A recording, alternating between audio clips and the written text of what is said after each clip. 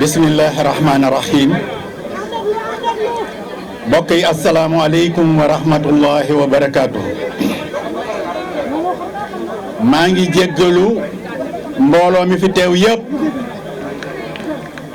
di kontaan ci yéen lool defe naa su ngeen déggee sama baat xam ne nanguwul tey waaye tamit dinaa leen jéggalu moo di dinaa def discours bu gàtt donte ne ngàpparu xam nañu ne terewuma wax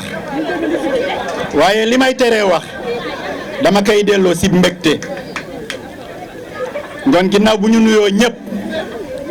ziar ñëpp jiital si notable yi ngàpparu yëpp kilifa yëpp ñuy leen di delloo seen wàccuwaay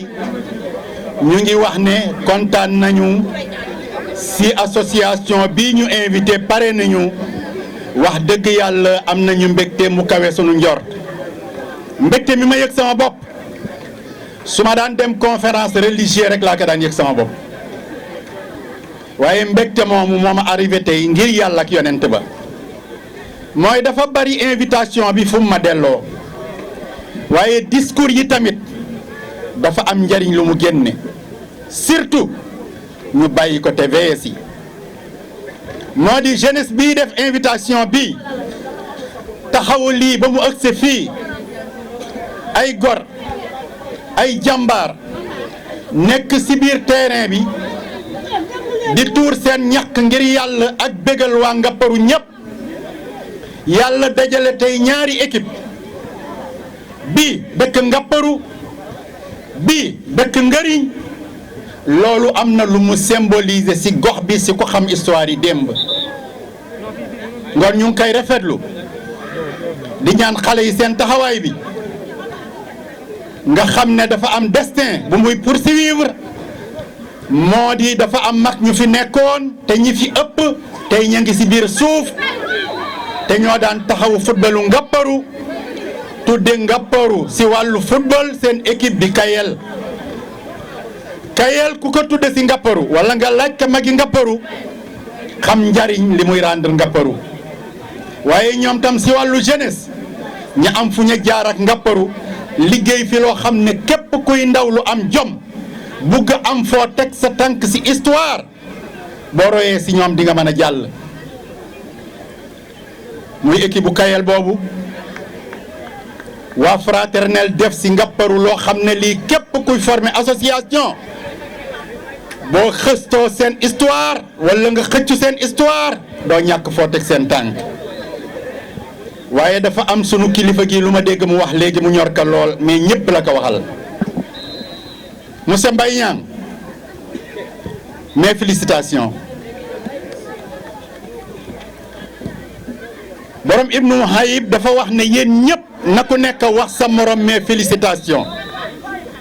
ñene lu xew ba ku nekkay wax félicitation mu ne safa atan ràmmu la gu Moustapha di def bil adi sa bés penc ñene ka foog nga dina matale ñëpp mu ne billahi yanaalu dina am bépp cëram si koo xam ne kii am nga orma jëme ko sa penc ma nga bokk te yàlla ak yonent bi tax ngoon football ci orma football ci discipline football ci avancé sa dëkk bu njëkk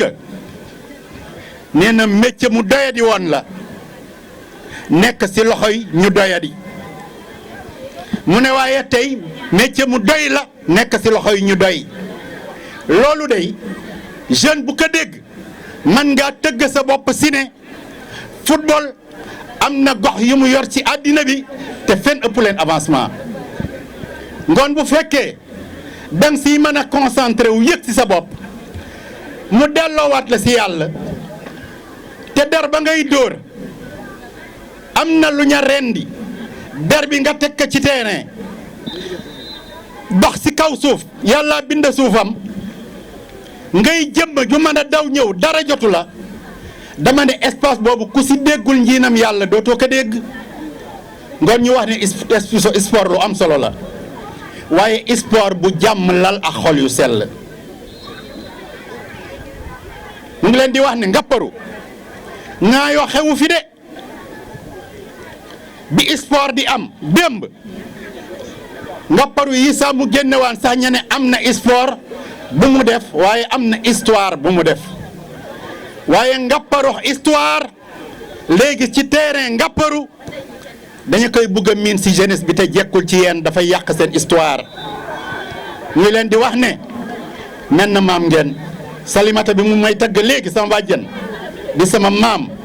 defe naa kenn ku nekk yëg nga sa bopp si maam mi mu tudd ne sa maam la ngoon ñoo bokk menn maam ñoo bokk benn société ñoo bokk benn penc kenn ku nekk sa yéene mooy penc mi avancé ngoon ku nekk fa nga nekk béy fa sa waar kiy football na sa béy waaram ke sa géej di napp na sa béy waaram ke sa penc mi di jàng alxuraan na sa béy waaram ngoon nu ngi wax association bi nu ngi leen di honoré di leen sant di leen ñaanal yàlla ñuy remercier sunu délégation bi ñu àndal waaye di remercier notable yi ñu fi fekk bu leen wéttali wuroon xale yi ak seen image u marque démb si football tey xale yi bu ñu taxawee fii du ñu am dara lu leen soutenir man yal na leen yàlla fay yal na leen yàlla taxaw kontaan nañu xale yi nu tudde mbir mi bi ñu ñëwee sama saal ma xool leen ay xale yu tuuti lañu waaye ñoo wax ma waxi mag yu daw yaram pour lu nit di def si dëkk bi na seet la mu gën a rafete bul sa seet sa intérêt nga def ko ngir yàlla ak yonent ba